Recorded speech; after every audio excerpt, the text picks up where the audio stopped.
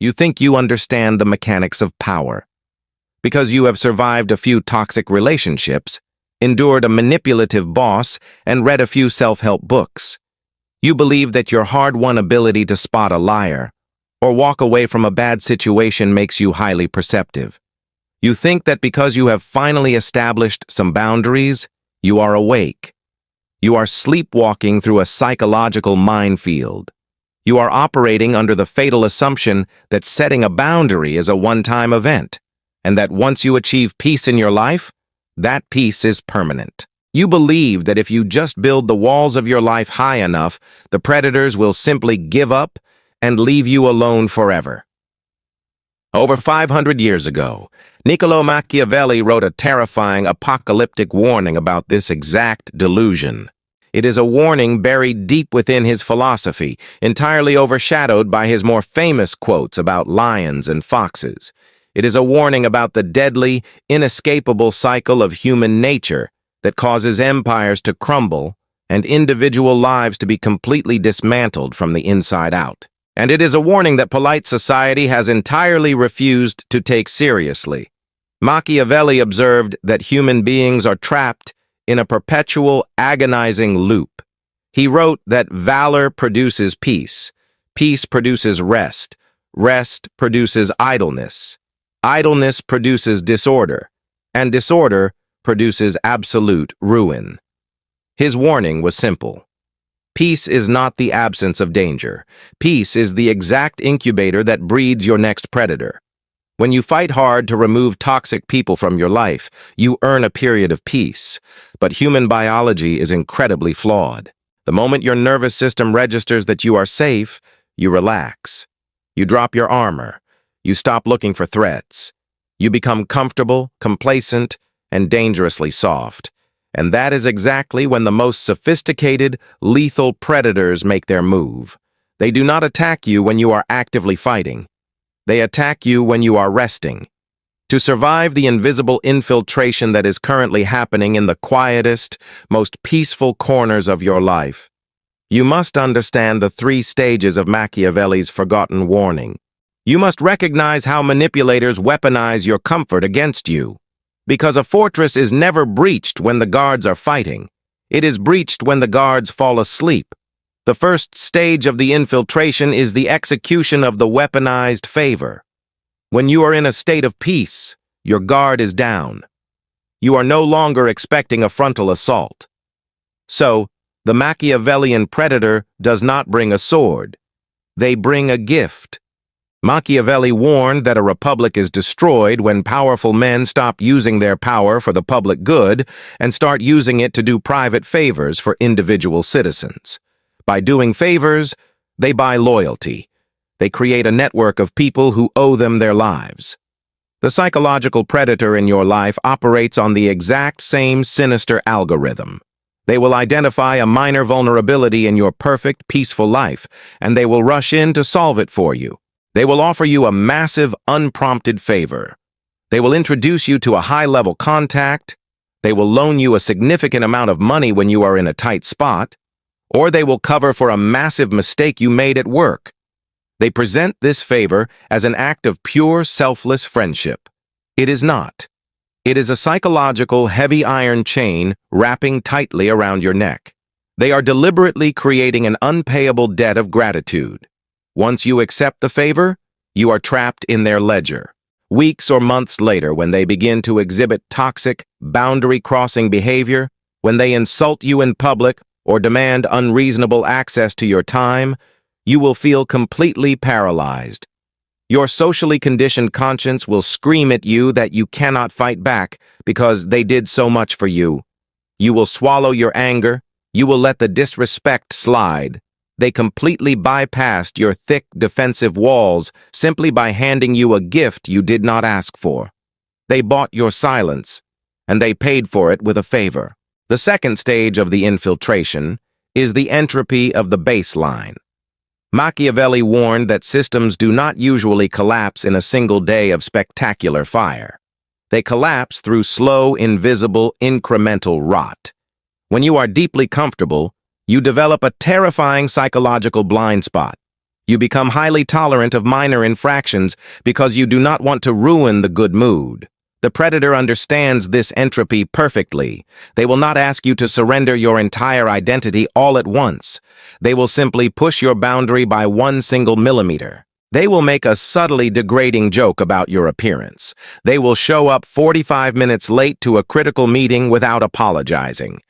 They will casually break a small promise because you are enjoying your peace, and because the infraction seems so incredibly small, you convince yourself that confronting them would be an overreaction. You tell yourself to choose your battles. You let it go. That is the exact moment you lose the war. By letting a 1 millimeter infraction slide, you have silently communicated to the predator that your boundaries are negotiable if the conditions are right. You have established a new baseline. Next week, they will push it 2 millimeters, then an inch, then a foot. They use a strategy of psychological attrition, boiling the frog so slowly that you never even realize the temperature is rising. By the time you finally wake up and realize that you are being severely abused, gaslit, and manipulated, you look back and realize that you cannot pinpoint the exact day it happened. The fortress was not conquered by a battering ram. It was conquered by a million tiny termites that you chose to ignore because you were too afraid to disrupt the peace. The third and most agonizing stage of the warning is the fatal trap of asymmetrical morality. Machiavelli wrote his most infamous, chilling sentence to address this exact trap. A man who wishes to make a profession of goodness in everything must necessarily come to grief among so many who are not good. When you achieve a stable, happy life, you want to believe that the rest of the world operates on the same frequency of goodness and honesty. You begin to project your own moral compass onto the people around you. You assume that if you are acting with integrity, they are acting with integrity. You are bringing a completely asymmetrical moral code to a knife fight. The manipulator looks at your strict adherence to doing the right thing, and they do not admire you. They laugh at you. They view your morality as a highly predictable, easily exploitable algorithm. If they know you will always tell the truth, they can build a strategy entirely around your honesty. If they know you will never hit below the belt, they can leave their entire lower half completely unguarded while they aim directly for your throat. Your desperate need to view yourself as a good, honorable person becomes the exact psychological handcuffs they use to restrain you while they completely destroy your life.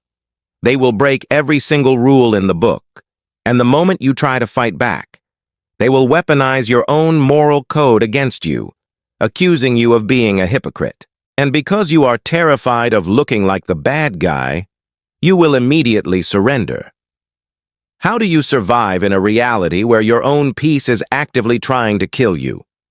How do you prevent the inevitable decay of your boundaries and protect your life from the grinning predators who use favors and slow attrition to break you down? You must execute a violent, permanent psychological upgrade known as the Sentinel's Vigil.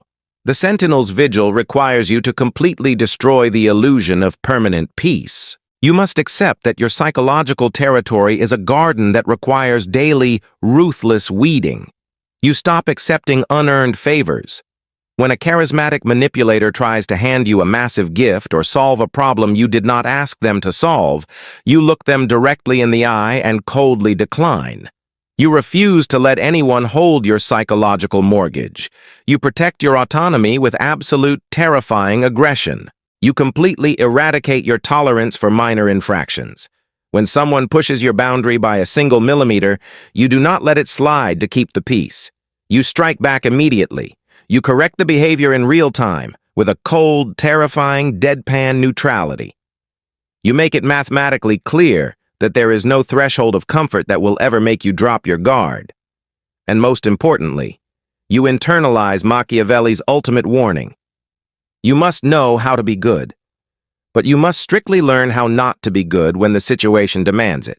You keep your empathy for those who have earned it, but you must cultivate a dark, dormant capacity for absolute ruthlessness.